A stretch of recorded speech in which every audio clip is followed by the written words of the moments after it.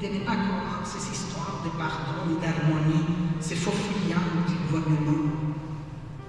Je comprends, madame. Vous vous souvenez toujours de lui, sa plus tendre enfance à l'adolescence rebelle. Son fier regard, sa guitare au fond de l'armoire, son discours conséquent. Je serai médecin, maman, pour aider mon peuple. Je vais s'aimer l'avenir. Je pars, maman, mais je ne pars pas en exil.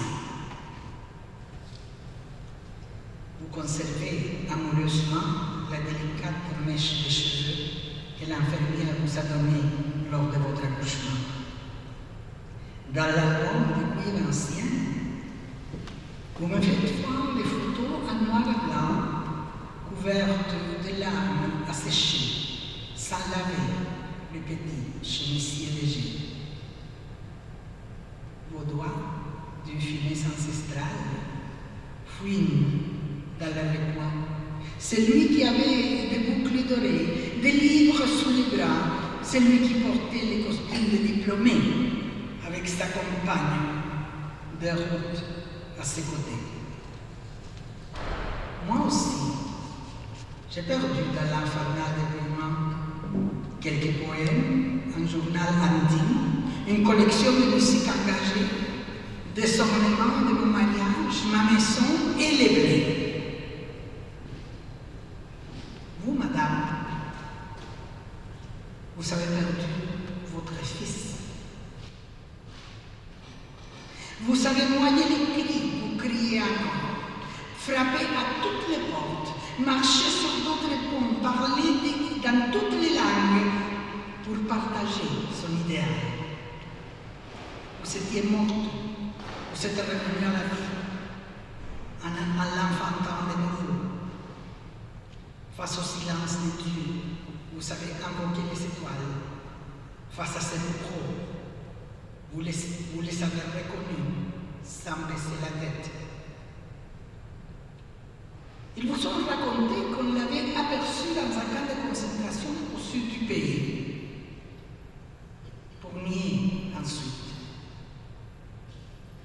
Ils l'ont déterré dans un cimetière clandestin. Ce n'était pas son corps non plus. Ils vous ont conseillé d'oublier. Pendant que vous cherchiez, ils vous ont raconté des faussetés. Vous avez traversé des contrées inhospitalières sans jamais y prendre racine. Pendant que vous cherchiez, est mort l'homme qui vous aimait.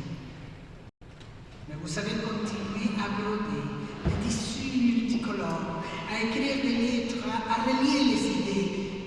Vous l'avez cherché inlassablement. Comment pourrais-je ne pas comprendre? Ils n'ont pas déraciné mon enfant, mais ils ne l'ont pas torturé. Ils ne l'ont pas nié, ne l'ont pas assassiné. Dans une peigne à Montréal, j'entends résonner l'air de notre danse nationale. Alors je danse la cueca, seul,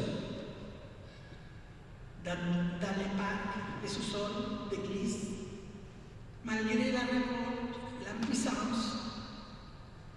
Je danse pour les disparus.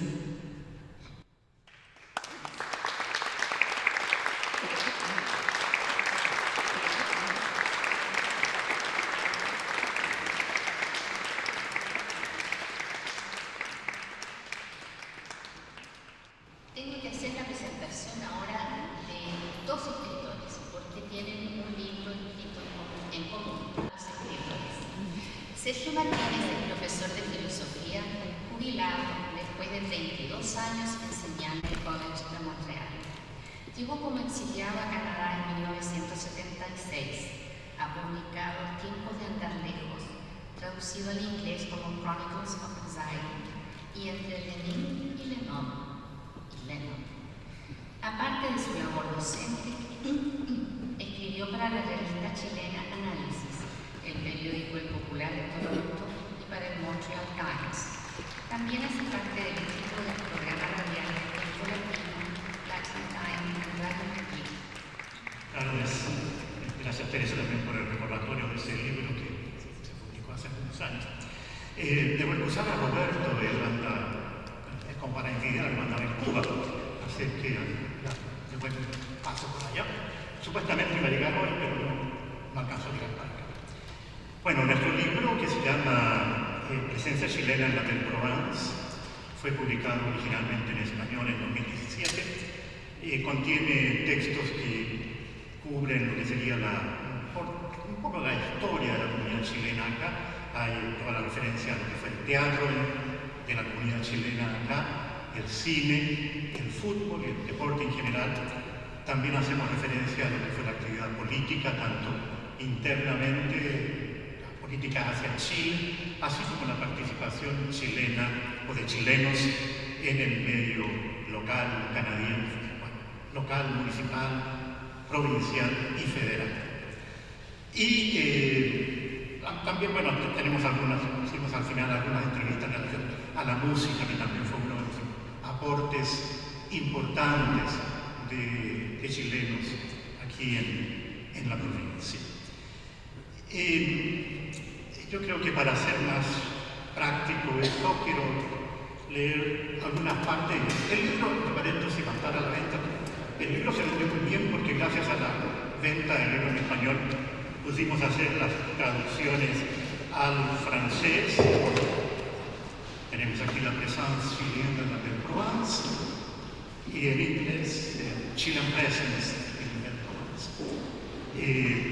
Esperamos que se venda mejor día también, el libro va a estar a la entrada ahí. Tenemos solamente ya disponibles las versiones en francés y en inglés solamente, porque la versión española ya está agotada.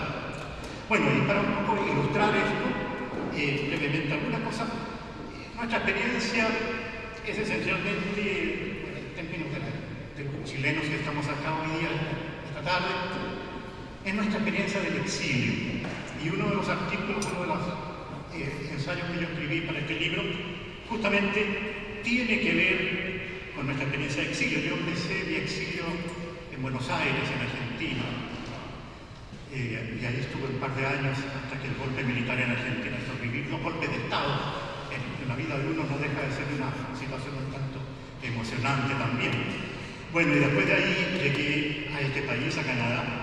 Originalmente yo llegué al oeste, a la provincia de Alberta, a Edmonton. Bueno, lo cierto es que, como digo, hay algunas cosas que decir acá. La experiencia de exilio en Canadá abriría nuevos desafíos al mismo tiempo que cerraría ciertas inquietudes.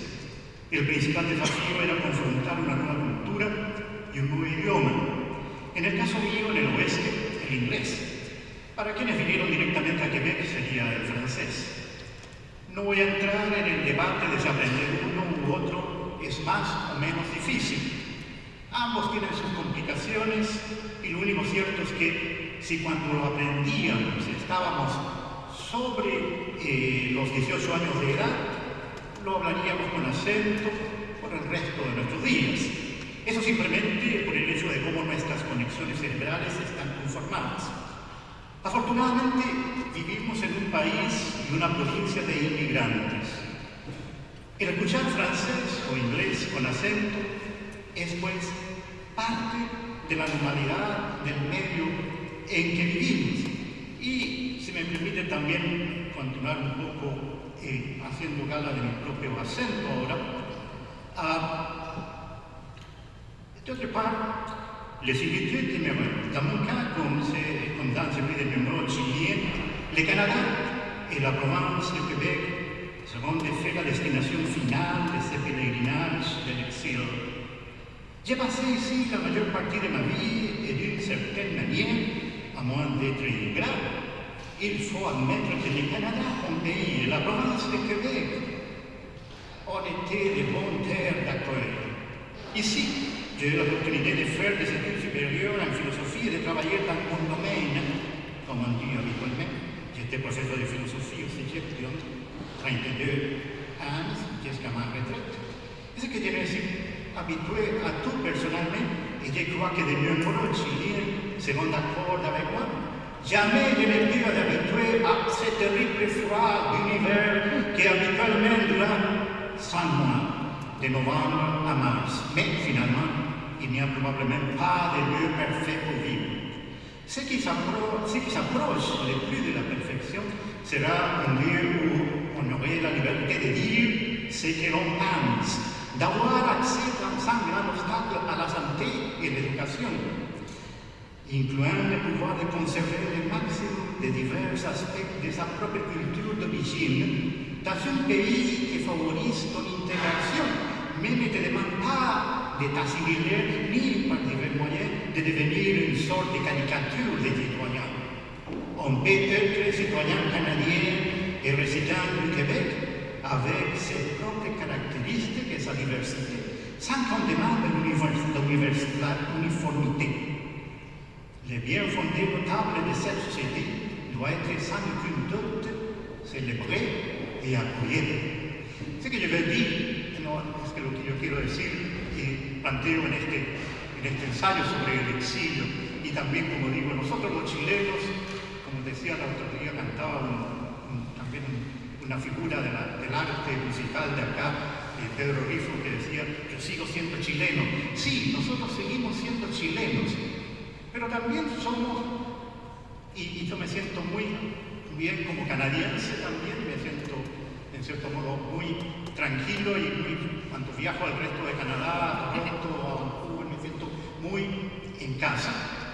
Y también uno siente la identidad en una provincia francófona, aprendemos el francés, y lo importante, y esto creo que hay que repetirlo a las nuevas generaciones, bueno, creo que ellas nos entienden muy bien, hay que integrarse, no hay cabe duda de eso, hay que aprender el idioma o los idiomas, hay que trabajar obviamente, pagar impuestos obviamente, pero no hay que asimilarse.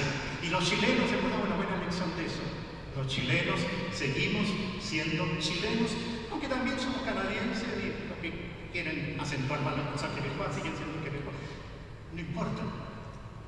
Mantengamos esta conducta y esta actitud que creo que ha sido muy buena y es buena para mantener la presencia chilena, no por estos 50 años, sino por 50 años más aquí en esta provincia y en este país. Muchas gracias.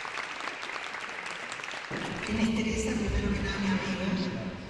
Llega a Montreal en 1979, luego de vivir 5 años en Argentina, tras el golpe de Estado, acompañada por su marido Manuel Peñafiel y sus 3 hijos. Teresa trabaja largos años en el medio comunitario como responsable de comunicaciones por la integración de personas migrantes discapacitadas. Gran labor. Paralelamente realiza estudios de educación intercultural, primero en UCAM y luego a nivel de maestría en la Universidad de Sheffield. Su participación en la comunidad chilena es activa tanto como parte del grupo UNATUR, como siendo animadora en numerosas actividades artísticas en las que ha puesto a contribución su facilidad para entablar un diálogo con el público y su dinamismo.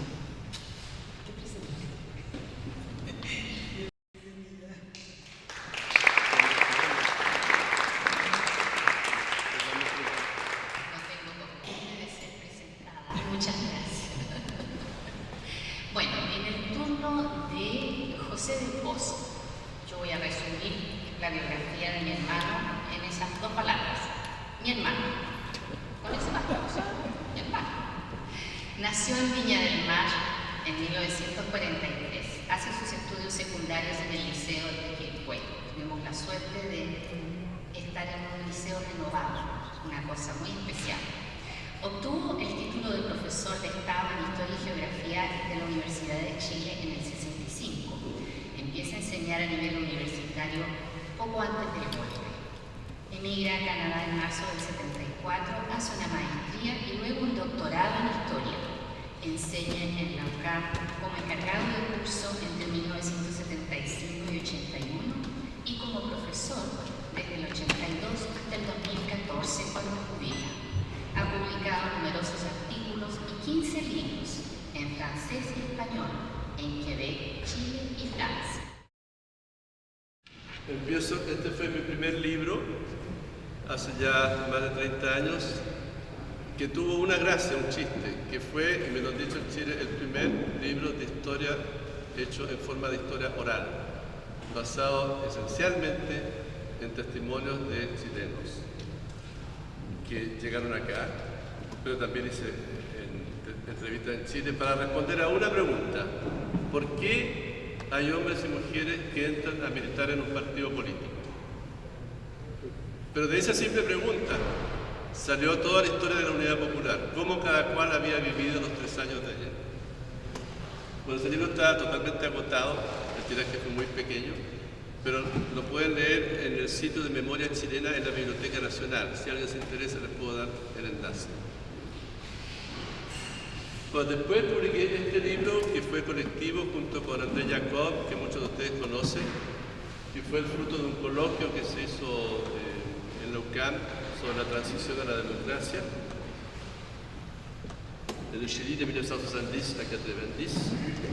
Es un libro colectivo con distintos autores. Luego vino un pequeño ensayo que se me ocurrió publicar en Chile para explicar al público chileno qué era Canadá y qué era Quebec. Por eso se llama La hoja de arce y la flor de lis, con los dos símbolos. Y aquí vino mi primer libro. Bueno, el primero sí había sido una investigación larga, fueron 3 años de entrevistas y otro año de redacción. Pero este otro, en la historia del vino chileno, creo que fueron 4 años en total, de esos 3 con terreno en Chile, visitando viñas, entrevistando a obreros, a dueños de viñas, a enólogos, estudiando estadísticas en la Biblioteca Nacional, haciendo trabajo de archivo en el Archivo Nacional, que no estaban clasificados, no estaban catalogados, buscando contratos de obreros, por ejemplo, del año 1910 en las viñas. Es decir, fue una investigación larga. Y el resultado fue, creo, bastante bueno. El libro se agotó, la primera edición 2.000 ejemplares, en 3 meses se vendió todo. Y después también siguió el mismo ritmo. Y se puede decir que es un libro que permite ver toda la historia de Chile a través de un vaso de vino. Porque ahí analicé las leyes, los precios, los mercados, las ventas, las relaciones de trabajo, los obreros, la política de los gobiernos hacia las viñas, la tentativa de la Unidad Popular de transformar la economía, y luego la parte más reciente, cuando Chile se puso a exportar en grandes cantidades el vino, y todos los dueños de viña me mostraban súper orgullosos los grandes tanques de acero inoxidable donde se hacía el vino. Y ya no eran los toneles de madera.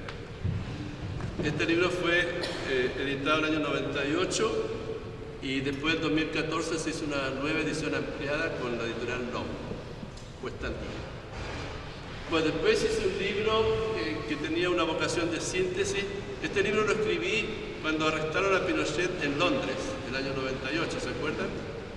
Y entonces me empezaron a llamar muchos periodistas de Montreal preguntándome qué podemos leer sobre Chile para entender lo que pasa.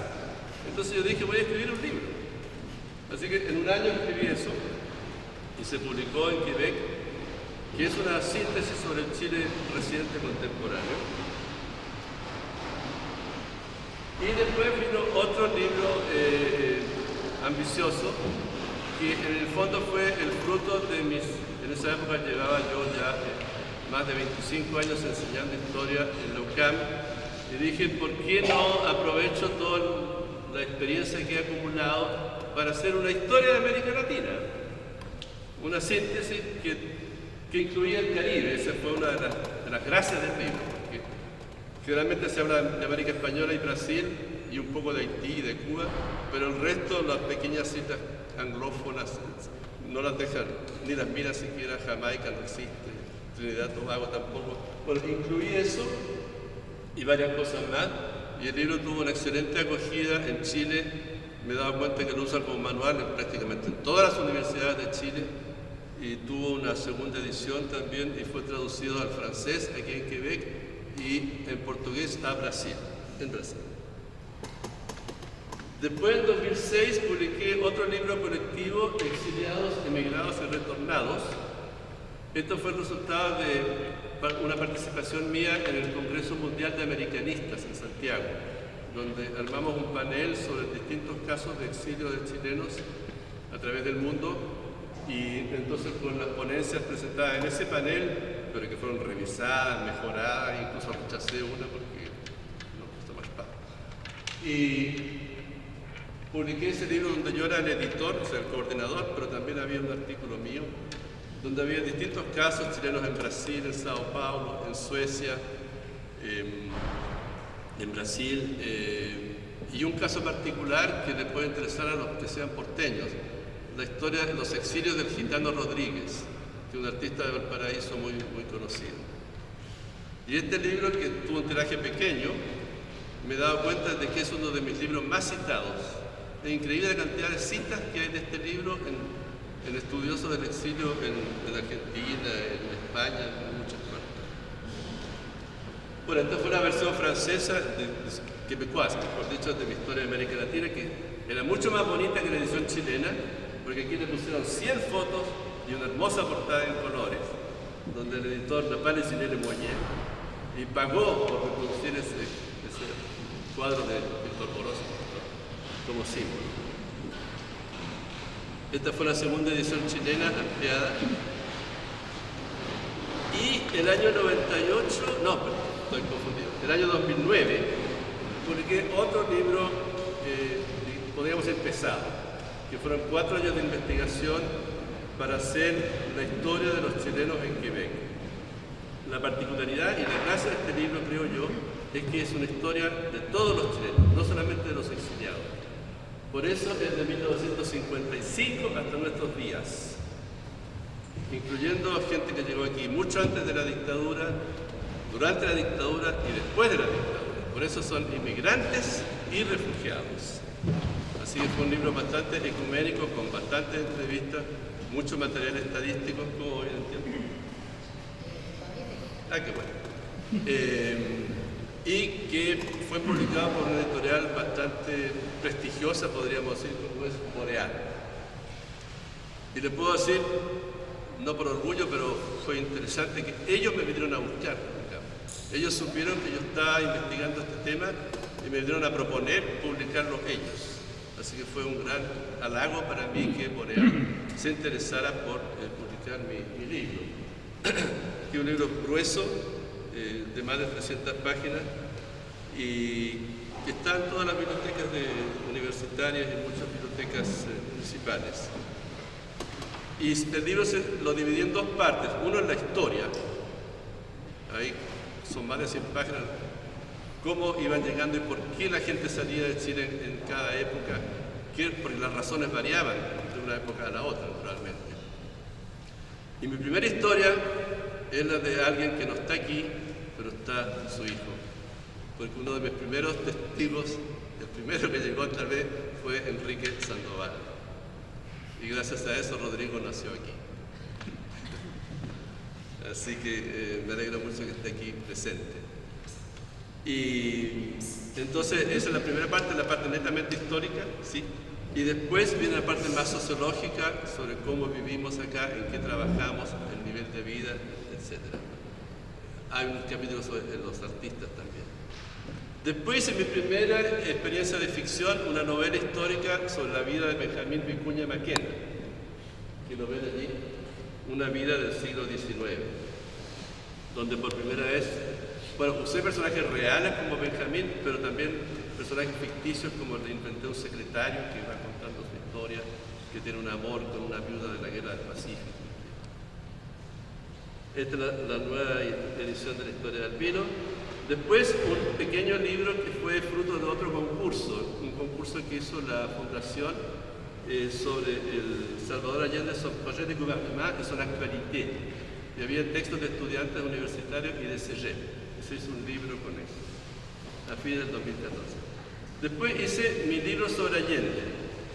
Esta es la única vez que he escrito sobre Allende. No es una biografía, es un libro sobre los libros, donde yo analicé todo lo que se ha escrito sobre Allende, biografías, novelas, obras de teatro, memorias de sus colaboradores. ¿Por qué se ha escrito sobre Allende? ¿Qué han querido decir? ¿Con qué intención? La gente que está a favor de él y en contra. Digo que fui original. Y otra originalidad es que hice un diccionario histórico de la dictadura, porque en Chile no hay diccionario histórico de nada. A mí se me ocurrió, porque aquí en la biblioteca de Quebec veo continuamente Historical Dictionary de Civil War in the US, en fin. Eso me dio la idea. Entonces, ¿por qué no hago un diccionario de la dictadura? Y en LOM Ediciones les encantó la idea y aceptaron un libro de 500 páginas, que fue comprado por el Fondo Nacional del Libro y distribuido en todas las bibliotecas públicas de Chile. Después hice mi segunda novela, bastante autobiográfica, donde hay cosas mías y de personajes ficticios, porque la esposa que sale en mi novela no es mi verdadera esposa.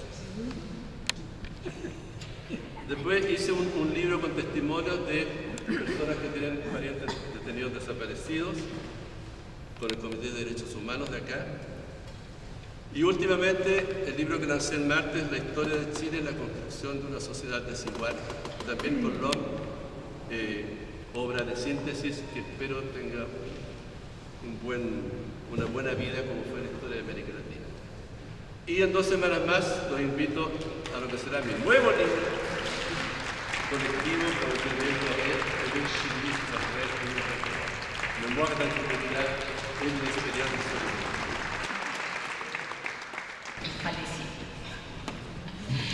Me toca el turno de presentar a alguien muy querido. Es que yo quiero a toda esta gente, ese es el problema. Es un novallino igual que mi marido. Su nombre, Juan Carlos Aguirre. Nacido en Ovalle, Chile, estudia Pedagogía y Filosofía en la Universidad Católica y ejerce como profesor en Santiago.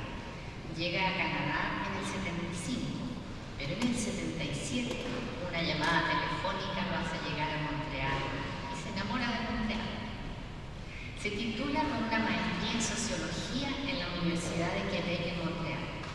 Y en el 95, gracias a una beca del Consejo de Arte de Canadá, publica el ensayo Artistes, Immigrantes et Société Québécoise, un bateau sur le fleuve, bien acogido en los medios quebequenses de comunicación.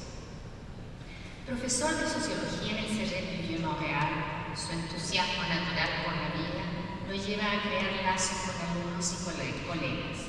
Ha colaborado en revistas literarias de Montreal como Diálogos y La Tribune du Juillet, en la primera con cuentos y artículos literarios y en la segunda con crónicas sobre Stefan Zweig. En el 21 publica en Chile y en colaboración con Jaime Llambías el ensayo De un café a otro, que también se publicó en España bajo el título Sabían que no sabían.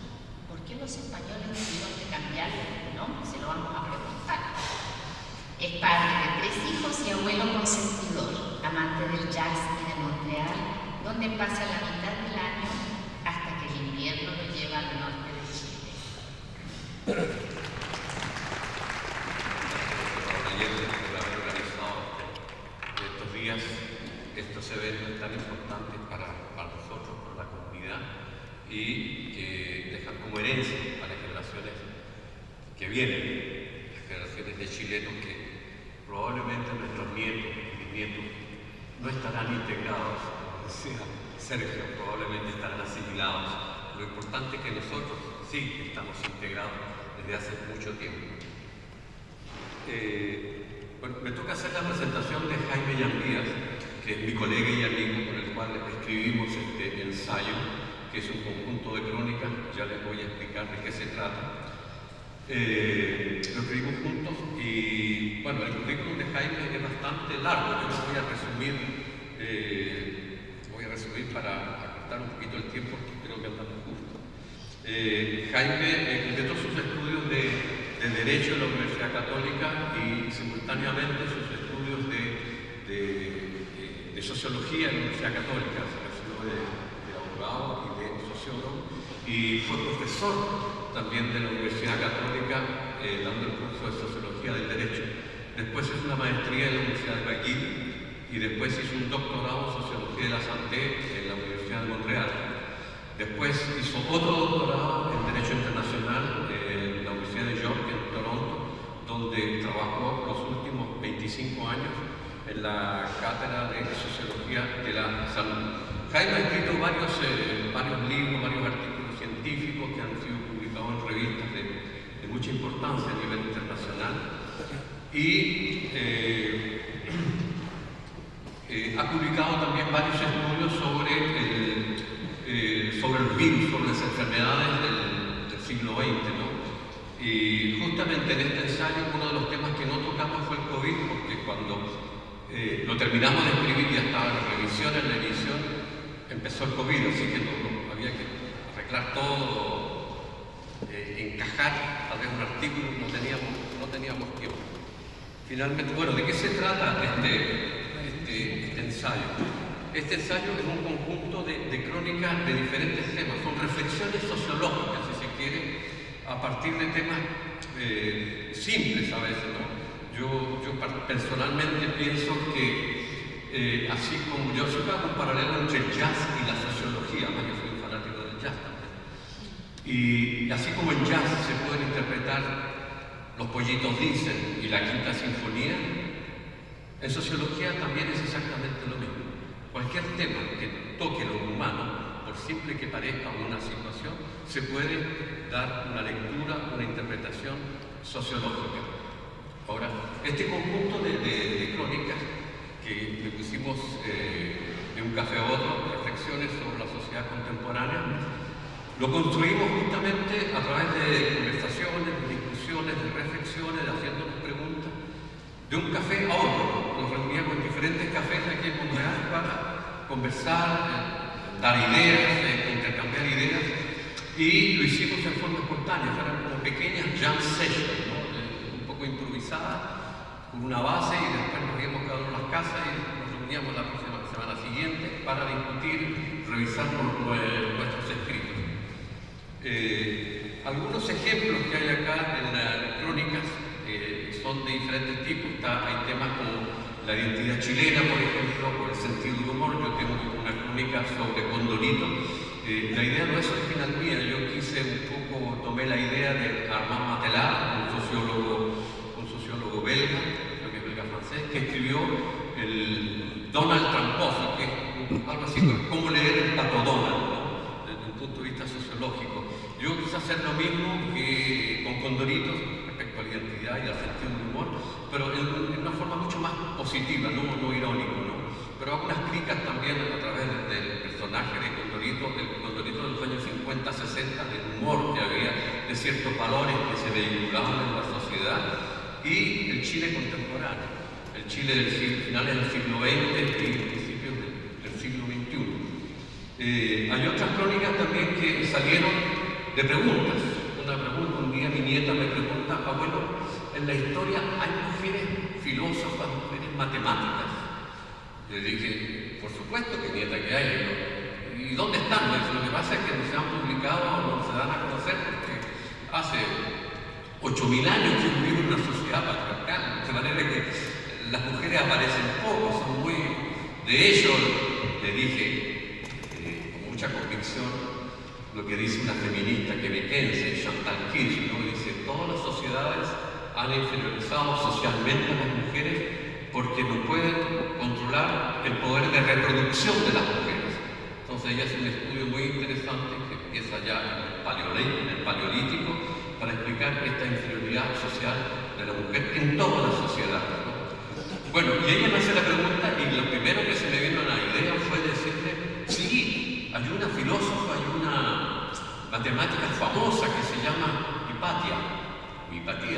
Le dice quién es, bueno, y justo empezamos a ver, y yo agregué allí, le puse como muletilla para facilitar el relato, que estábamos viendo la televisión y hay un concurso y alguien le preguntan estas preguntas que hay en la televisión a los participantes. ¿Quién es la mujer del siglo V que fue matemática y filósofa? Y hay una muchacha que contesta dentro de los concursantes y ahí dimos con la respuesta. Bueno, esa es una crónica donde también doy una vuelta por la presencia de la mujer en la historia y del poder de persuasión que tiene, digamos, el sexo de la mujer, según algunos autores y algunas realidades, algunas situaciones que se presentan en la historia.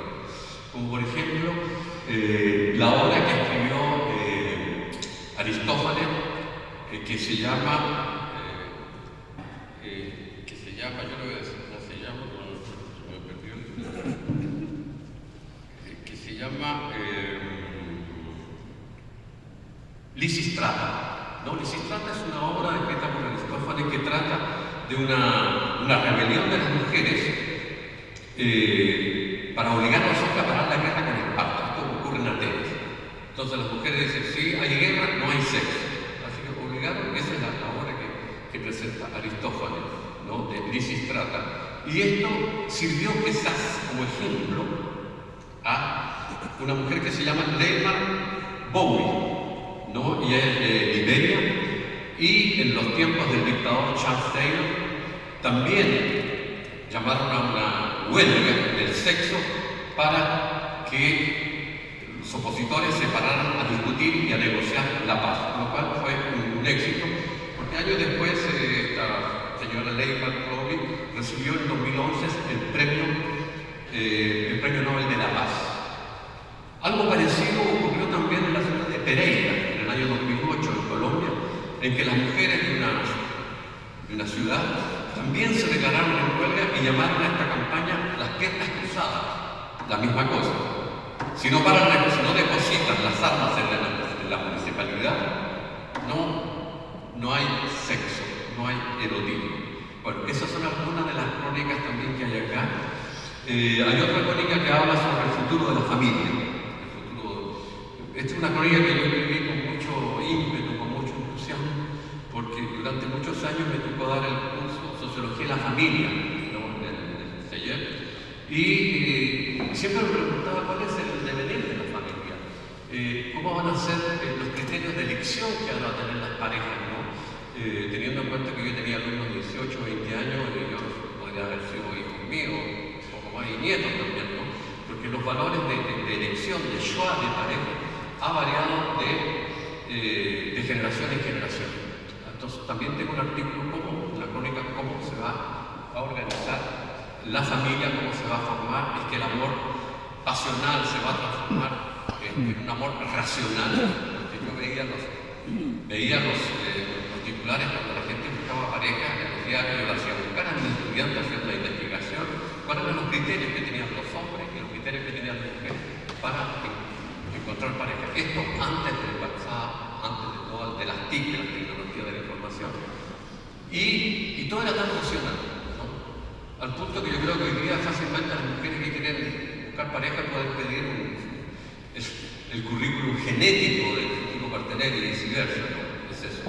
Bueno, esto es para decirle que tuvimos mucho placer con Jaime en escribir este ensayo. Y el ensayo que se publicó en España, en realidad es un ensayo que es mellizo de este libro, pero la diferencia está en que aquí no están las crónicas chilenas que hablan sobre Chile, porque se iba a publicar en España y en Europa. Nada que ver las crónicas sobre Chile en un medio español, sobre el Sola, la editorial chilena con la editorial española. Y este último libro, como dice Teresa, es sobre los artistas inmigrantes. También hay una crónica sobre el artista en la cité, ¿no? Yo creo que los artistas son fundamentales en la sociedad y la prueba es que cada vez que hay una dictadura, cuando llega la represión, uno de los primeros que caen son los artistas. Tenemos un ejemplo en Chile clásico, nuestro querido Víctor Jara. Ok, muchas gracias.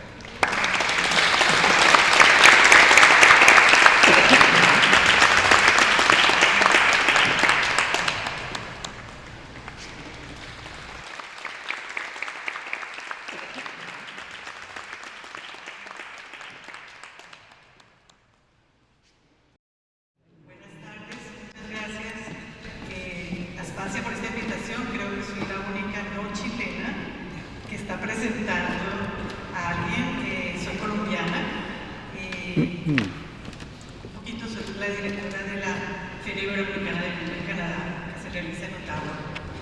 Voy a presentar a Manuel Aranguiz. Después de estudiar en la Escuela de Teatro de la Universidad de Chile, comienza como guionista y actor en la Televisión Nacional de Chile. En 1972 trabaja como actor con Raúl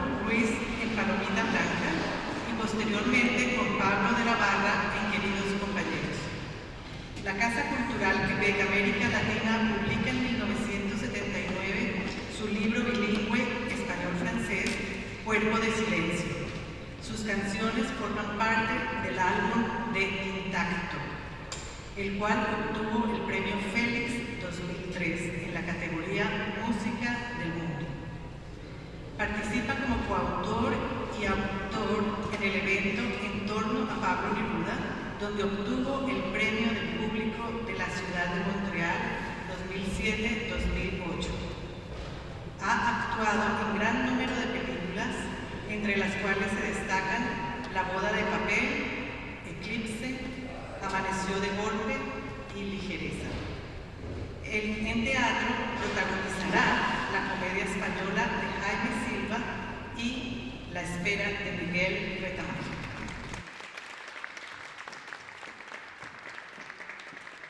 Primero que todo, me voy a robar yo un poquito de tiempo. Antes que nada, quiero agradecer a Pacha por invitarme. Quiero también agradecer a José del Pozo por el trabajo que ha hecho para mostrar nuestra presencia artística y cultural aquí.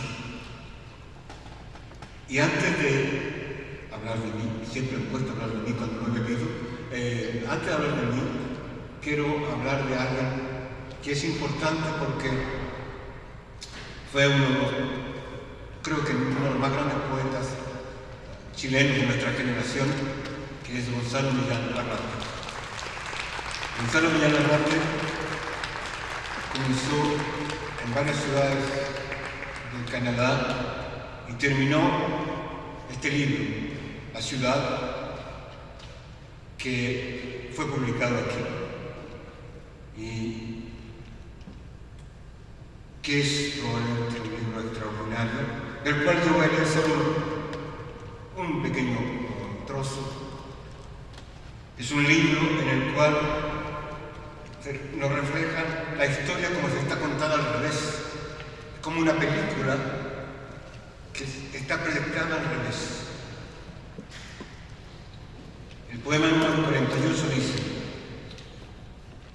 el río invierte el curso de su corriente, el agua en las cascadas sube, la gente empieza a caminar retrocediendo, los caballos caminan hacia atrás, los militares deshacen lo desfilado, las balas salen de las carnes, las balas entran en los cañones, los oficiales enfundan sus pistolas, la corriente se devuelve por los cables, la corriente penetra por los enchufes, los torturados dejan de agitarse, los torturados cierran sus bocas, los campos de concentración se vacían, aparecen los desaparecidos, los muertos salen de sus tumbas, los aviones vuelan hacia atrás, los rockets suben hacia los aviones, Allende dispara, las llamas se apagan, se saca el casco, la moneda se reconstituye íntegra, su cráneo se recompone, sale un balcón,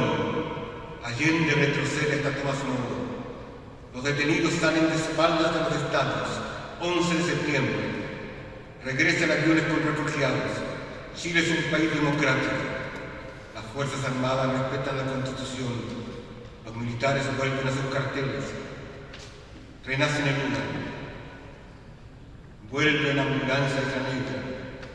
Le duele la próstata. Escribe. Víctor Jara toca la guitarra. Canta. Los discursos entran en las bocas. El tirano abraza a Prat. Desaparece. Prat revive. Los cesantes son recontratados. Los obreros desfilan cantando venceremos. Viví hace muchos años mirando, buscando hojas, porque el libro ya no existe. Había unos papeles que eran las pruebas. A ver, ¿qué es lo que escribió este señor, este joven, que yo no conozco ya? Y veo que hay en él una amargura, una desconfianza total, incluso de la palabra. Y es un poeta que desconfía de la palabra, de las palabras que se le dicen y de las palabras que él mismo va a expresar. y por ende es muy irónico y amargo.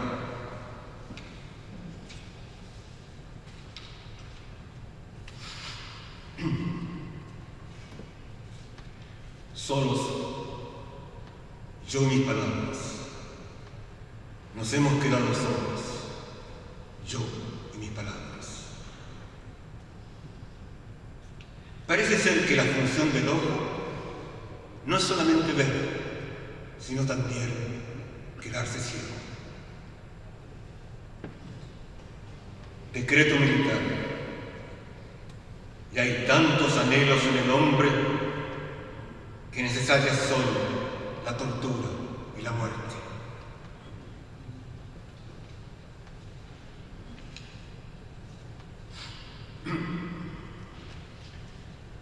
Serenidad y radio escucha.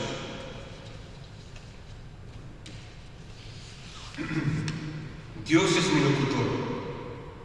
Él me conforta cuando dudo de que el partido exista. Con él celebro goles y victorias lejanas. Él me espera en la cancha luminosa y quizás también podrá poner mi nombre en alguna revista. Aviso a los políticos. La experiencia indica que es mejor utilizar poetas muertos, de natural, de susto o conveniencia. Los que aún hablan no tienen más remedio que, aunque se equivoquen, su pequeña parcela de verdad, y allí su libertad, su peligro, su condena.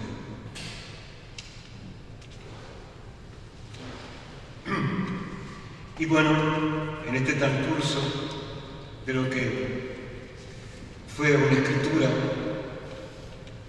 poco a poco tuve que aprender que esto es como la vida, hay que volver a confiar, hay que volver a creer, hay que volver a querer.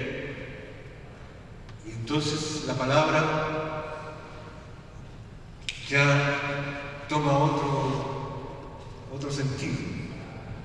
Y mi gran amigo Alejandro Menegas va a crear un grupo que se llama Intacto. Y él quiere que yo escriba canciones. Yo de eso no tenía idea de escribir canciones. Conversando, me dijo, pero Manuel, necesito una milonga. Y yo no tenía idea de la milonga. ¿Cómo es la milonga?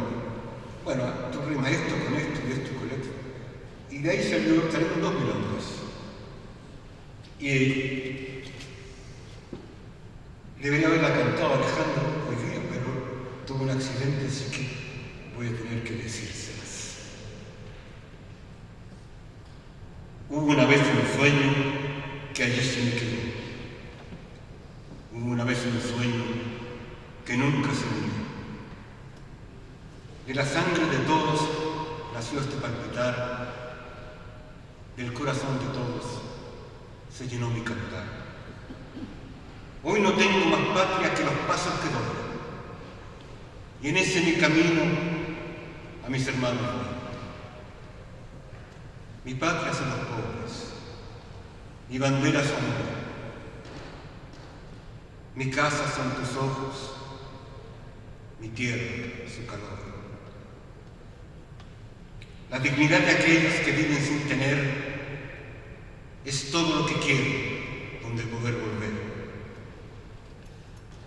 La vida como un nido, como fruto y razón.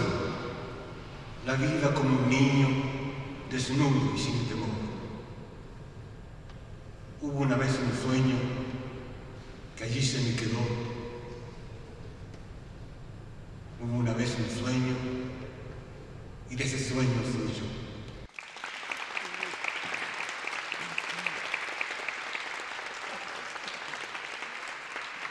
Rodrigo nació en Montreal de padres chilenos. Vivió en Chile hasta los 16 años.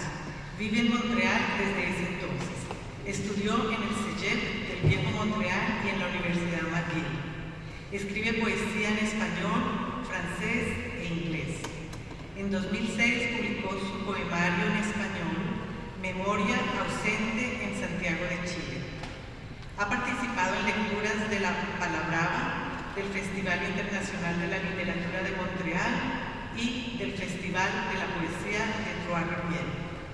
Sus textos han sido publicados en The Apostle Review, la revista de tanca francófono, Cyrus, Ghost, Art Les Sabor y Muelles.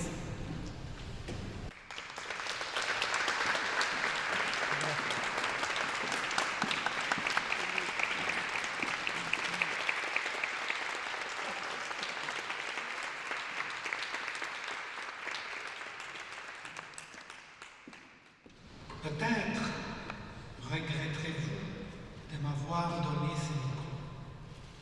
Toutes les écluses sont ouvertes. Il est temps d'examiner les fragments de l'explosion de qui je croyais être. Peut-être ne savez-vous pas, peut-être ne croiriez-vous pas combien singulières ont été, combien étranges ont été ces 50 dernières années. Je ne peux pas effacer les chants de bidonville, les parfums des fleurs de mimosa, la copie rouge logée dans mon cœur, la brume d'Antofagasta dans mes yeux.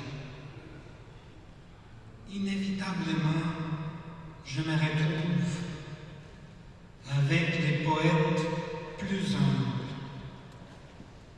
Dans ces micros ouverts, je déclame ces poèmes à feu mon père, pour ensuite voir en rêve quel visage il me fera. Rapide comme un escargot, élégant mais baveux. Je quitte ma coquille le temps d'une confidence. J'ai abandonné le président Allende après lui avoir promis éternelle loyauté avec des centaines de milliers de voix. Je camoufle ma culpabilité qui est la montagne San Cristóbal, comme si je voulais qu'on ne remarque pas trop ma nudité. Avant qu'on ne m'enlève ses micros, avant que la force aérienne ne détruise les tours de Radio Magallanes, j'affirme que Salvador Allende n'a pas voulu que je meure. Il s'est sacrifié pour moi et m'a laissé un héritage, les trésors cachés d'une vie à vivre.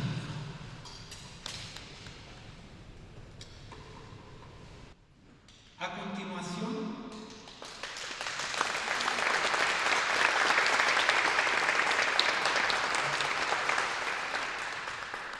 pueblo de Chile, me dirijo a ustedes por cadena telepática nacional. Es hora de botar las mascarillas, no recoger las piedras y deshacer las molotov. Mi voz sopla desde los pastos de Magallanes hasta los olivos de Azapa. Es hora de dejar la luna y las bombas lacrimógenas, bajarse del guanaco a conversar con los manifestantes. Pueblo de Chile, ya no estoy ahí para guiarlos, pero no están huérfanos. Las sienes blancas de las montañas y mi eterno cariño los abrazan. Es hora de superar el paleolítico, cambiar el lema con la fuerza de la razón.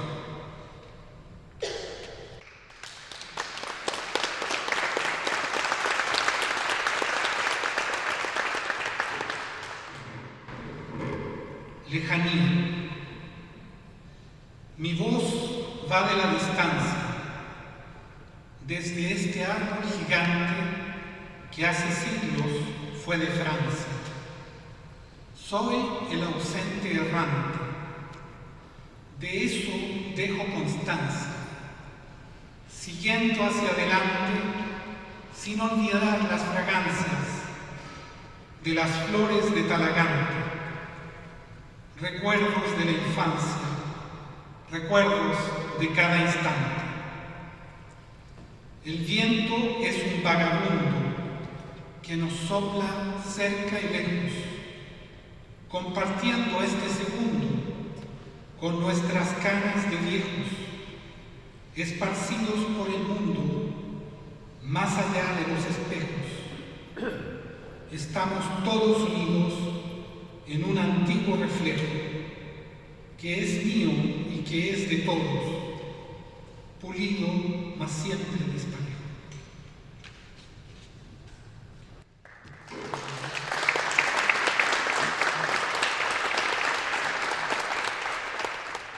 My dream.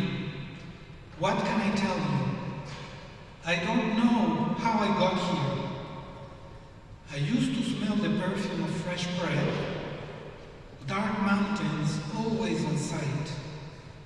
Then, out of the blue, we started talking about planes, faraway cities blown by white winds, the Royal Canadian Mounted Police with their horses on the frozen landscape, and Quebec girls.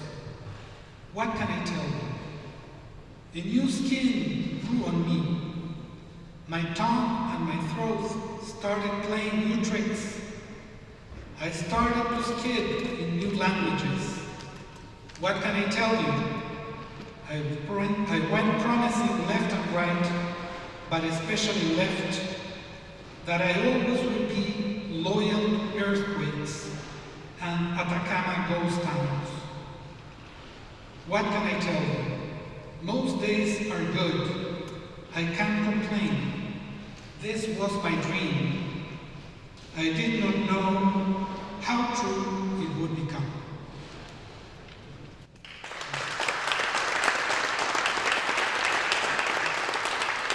Ahora voy a presentar a mi padre, Enrique Sandoval Gessler.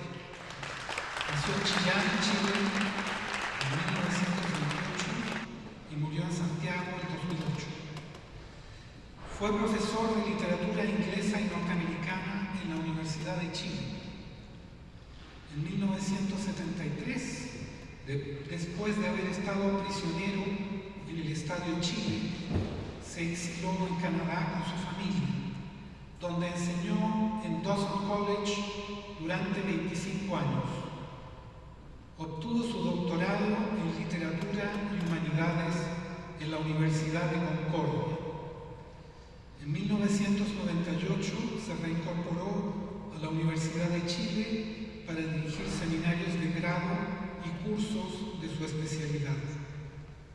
Publicó cuentos, crónicas, teatro breve y poemas en revistas académicas. En 1953 publicó un libro de crónicas, Chillán, Siesta Provinciana.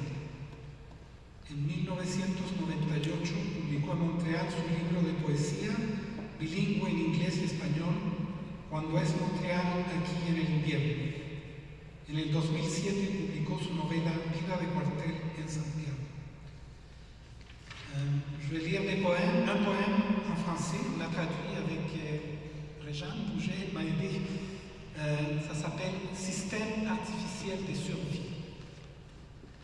Dans un parc lunaire, sous une pergola de roses artificielles, à côté d'une fontaine d'eau en plastique, nous nous asseyons dans ce que l'on croit être le crépuscule, à contempler la sphère stérile de notre vieille planète qui se désintègre irrémissiblement.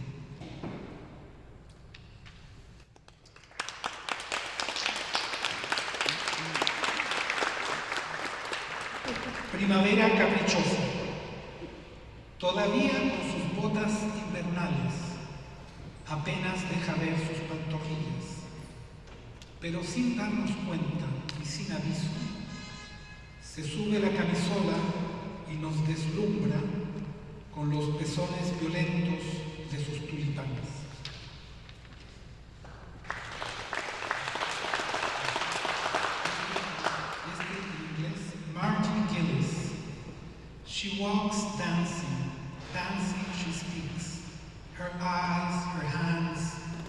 dancing, dancing. Her waist, her legs, dancing, dancing. Her smile, her voice, her song. Dancing her fingers, her soul, her flesh, her bones. Dancing, dances she. Dancing, she dances. A dancing born in her dance. Blissful, sensual. Color, rhythm, touch. Dancing, she dances. Dancing, dances.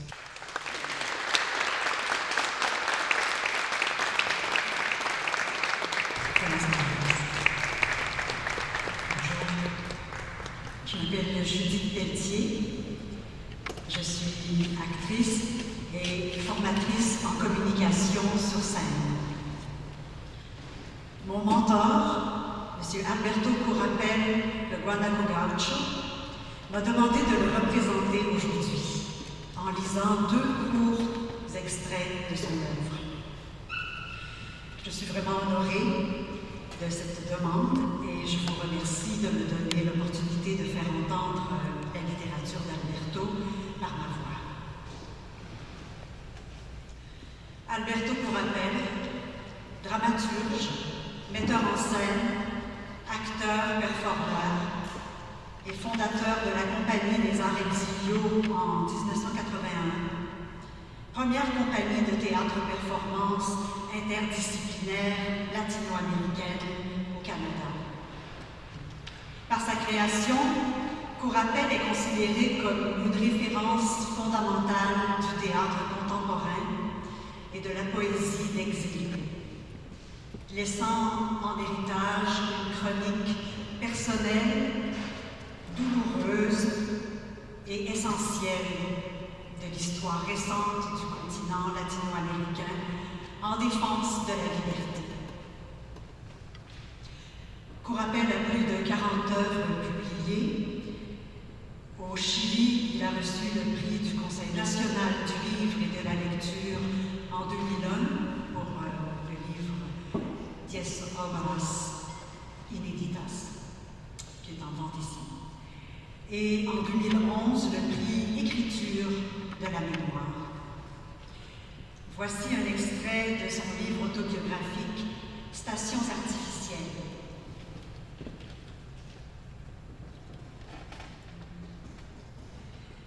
J'ai créé la performance Off, Off, Off ou Sur le toit de Pablo Neruda en 1986. Elle a été écrite en suivant les cadences et le rythme nérudien de la première résidence sur la Terre. Dans la pièce, il y avait une unité qui correspondait à la situation limite d'une personne qui cherche un porté disparu et pour qui, naturellement, toutes les portes sont fermées.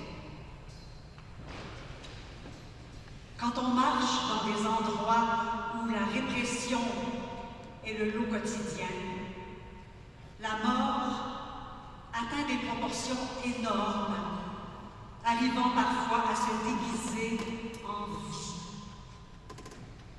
Dans cette unité, le personnage principal, Mario, entre dans un espace de mort, où les vivants s'entremêlent aux morts qui tombent sous la forme de grandes poches qui envahissent peu à peu l'espace scénique.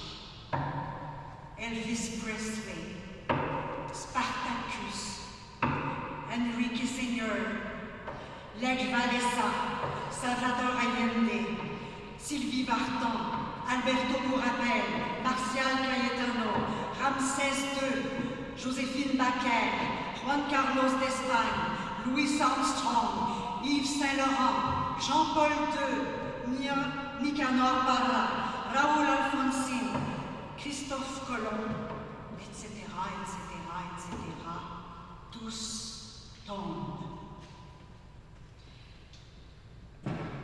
Après un silence absolu, 2 voix off nomment les noms inconnus de nombreux portés disparus de toute l'Amérique latine. Pour nom, une petite ampoule bleue s'allume parmi le public, demeurant ainsi jusqu'au départ du dernier spectateur.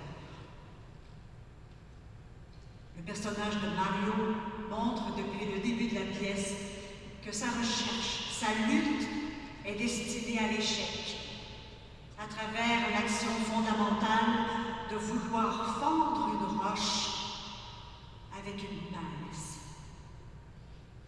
Fendre une roche dure est possible. Ce qui est impossible, c'est de la briser avec un outil qui n'a pas les propriétés pour accomplir cet objectif. Mario ne trouve pas l'outil exact et n'en change pas dans sa tentative. C'est dans cette action que réside tout le fondement de la pièce. Dans mes performances théâtrales, il existe une fusion du transcendantal et du trivial. Ces deux catégories de comportements scéniques se succèdent rapidement, sans transition, donnant ainsi une qualité autre aux événements. Cela engendre chez le public, cramponné à son territoire conceptuel et culturel, une sensation de dislocation interne qui l'amène à rejeter en première instance ce dont il est témoin. Quand il ose entrer dans cet espace-jeu, toutes les dépouilles de critères unilatéraux, de conceptions rigides, de fausses sécurités se désintègrent, permettant ainsi la culmination expressive de cet espace.